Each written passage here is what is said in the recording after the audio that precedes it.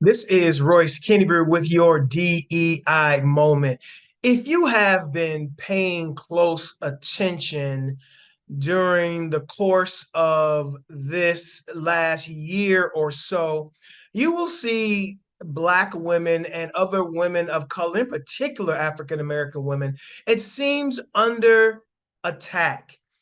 There is a picture that I'm going to show here of a woman at a Indianapolis Fever basketball game who is mocking people with long nails. We know what women culturally have long nails, and that's usually African American women, rightfully so, and they can do what they want to do in regards to their appearance. In another instance that we are familiar with, we know that Representative Jasmine Crockett was, I'm not going to say, I'll say insulted, not going to say attacked, but I will say insulted. Do you know what we're here for? You know we're here about AG. I don't think you know what you're here for. Well, you the one talking about, I guess. I think your fake eyelashes are messing up what you're ain't reading. nothing. Hold on. Listen. Order. Mr. Chairman, beneath would even you your please history. regain Order. order of your committee? Order. I do have a point of order, and I would like to move to take down Ms. Green's words. That is absolutely unacceptable. How dare you attack the physical appearance of another person? Are your feelings hurt? Her words down. Aw. Oh, girl, baby girl. Oh, really? Don't even play. with Baby me. girl? I don't think we are going to so. move, and we're going to take your words down. I second that motion. So, you agree to strike your words? Yeah. I'll Okay. agree. Ms. Green agrees to strike her words. I believe she Chair needs to recognizes apologize. No. She Perry. needs to apologize. Okay, hold on. Then after Mr. Perry's going to be recognized, then Ms. Green I'm not still has 4 minutes and apologizing. 21 Well, then seconds. you're Okay, not reserve the right to striking your object. words. I am Mr. not Perry. apologizing. Now let's go. Come on, guys. It's me. Ms. Crockett. I'm just curious, just to better understand your ruling. If someone on this committee then starts talking about somebody's bleach blonde, bad built butch body, that would not be engaging in personalities, correct? A what now? Chairman, I make a motion to strike those words. I don't think that's a Hold on. part I'm of it. trying to find clarification on what quality. Chairman, I didn't- motion to I had strike no those idea words. what you just said. We're not gonna do this. Look, you guys earlier literally just said You Y'all just did it first. voted to do Y'all did it. it first, so you You don't just want to talk voted about to it. do it. Order. I'm trying to get Okay. clarification. Look at, calm down. No, because this I is would what like y'all to get do. through So proceedings. I'm trying Hey, to Ms. get Crockett, clarification. you're not Y'all wanna- recognized. For her eyelashes during a session, committee meeting in the House of Representatives by Representative Marjorie Taylor Greene. And she responded with a clapback to defend herself by talking about the person of Marjorie Taylor Greene. Not going to get into that. That's not why I want to talk about this. And also in politics, Hillary Clinton and current vice presidential candidate, now you'll see these discussions not about policy, but about their intellect and about how they look. And what is unfortunate for me is that many of these attacks are coming from women. So these are women attacking other women for choices that women are making about the way that they look. Also about their intellect. I mean, this is so, I did a presentation.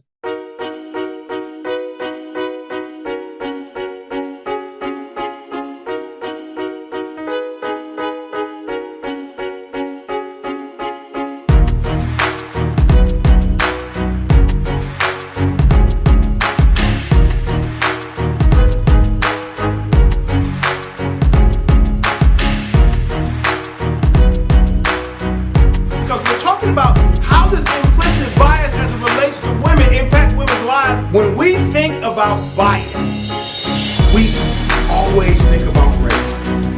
It's not just race. It can be class, race, and gender, sexual orientation, all at the same time. Remember the equation. Socialization plus media images impact implicit bias. That session was called Implicit Bias and Women's Issues, and it talks about this mentality that exists in America. One of the things that I want you to know is that sexism and racism have permeated American culture and society for quite some time. And maybe racism is more volatile and inflammatory, but sexism is too. And so why I wanted to do this DEI moment is talking about the necessity for emotional intelligence workforce development training for staff. Royce, what does that mean? Whether you call it emotional intelligence or you call it social and emotional learning, whether you call it empathy, whether you call it self-awareness, whether you call it self-management, whether you call it responsible decision-making, social awareness, that's what workforce development needs to have. Because here's something that I know for sure. What you see in sports, whether it be in regards to Angel Reese or Caitlin Clark, whether it be to political candidates like Hillary Clinton or Vice President Harris, is that there is a discriminatory backdrop or emphasis to women of color, in particular Black women. And so the reason why I wanted to talk about this today is because in our diversity, equity, inclusion programming, in our staff training, we need to talk about emotional intelligence. Here is why. Because it talks about self-awareness. Number one, why is it that you feel threatened enough about the person of a woman of color, African-American woman in particular, where you have to say these things about nails, about lashes? I have heard instances of women, African-American women or women of color, having their staff members and colleagues come up and touch their hair. I have heard about Middle Eastern women having their hijabs pulled or taken off at work at federal agencies. That is crazy. So the first thing that needs to be discussed is self-awareness. Why do you feel threatened by the difference that a person has or a woman has in the way they carry themselves or the way they want to look? It has a lot to do with self-esteem. It has a lot to do with self-confidence. It has a lot to do with being threatened. Roland Martin called it in his book, White Fear, how white people are losing their minds. And I don't want to be offensive by that title, but it says a lot of things that are relevant to incorporating emotional intelligence into workforce development, training staff. The next one is self-management, which is huge. And as we talk about what occurs at our agencies, at our workplaces, heck, at the gas station, out in public, at the Walmart, at the Target. So we need to ask ourselves, when we feel those type of things, why do we think we need to say something? Why do we think we need to talk about a person's nails or a person's hair or a person's dress or a person's bodily parts? That's all sexist. And many times it is racist. Kimberly Crenshaw Williams talks about intersectionality. Some of these things are compounded on each other, racism and sexism.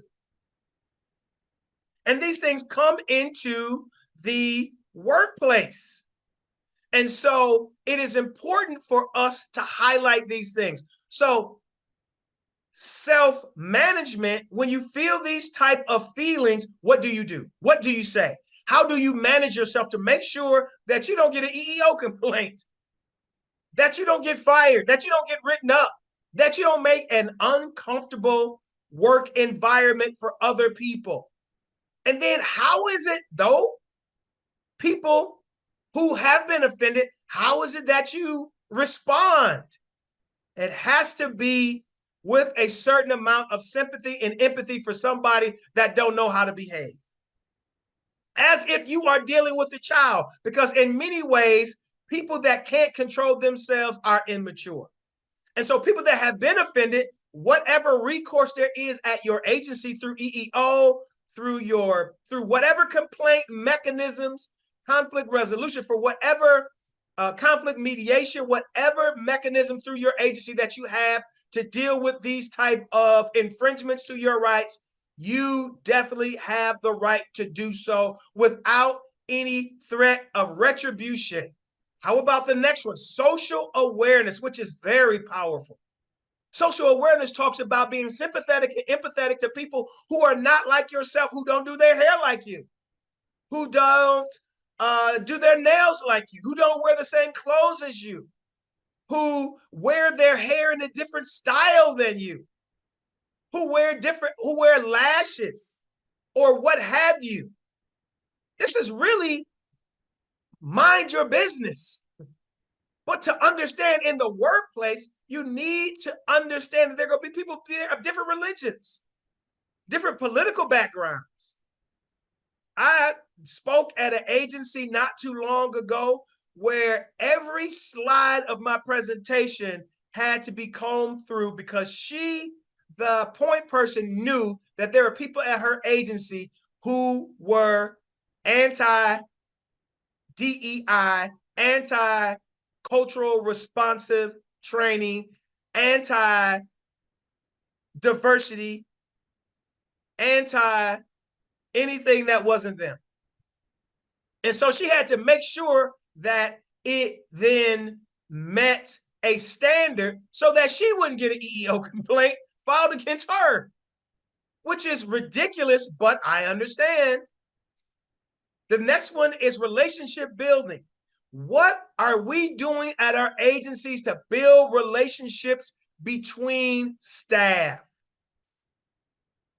I'm going to give you one, supervisor, manager. I'll give you one, employee. It is called 10 to 2, and we use it in education as well. I am also a certified teacher, and I work in a K-12 space as a consultant doing staff education as well for principals, for teachers, for superintendents, for assistant soups, for people in leadership in K-12 education. And this works with students, parents, and with staff. Also with your coworkers, called 10 to 2. You having a problem with somebody, take 2 interrupted minutes for 10 straight days, just small talking about things that are important to that staff member. You ain't got to get deep in their business and talk about if they got kids or stuff that they do outside of work. But you may think that that's doing too much. But I'm saying, what do you do to make sure that you have a hospitable work environment that is not difficult for people who are different than the majority of the people that are there? What are some of the strategies and techniques to make your work environment better? 10 to 2 is one of them. You know, asking about their children, asking about what they did on the weekend, asking about things like that, just in small talk. Sometimes we say we just want to keep it business and professional. Well, if you have a hostile work environment and you are a manager, you need to build strong relationships with your staff and with the people that you work with, whether it be a supervisor, a manager, a downline, someone that you supervise, someone that is sideways on the organizational chart, or just in general.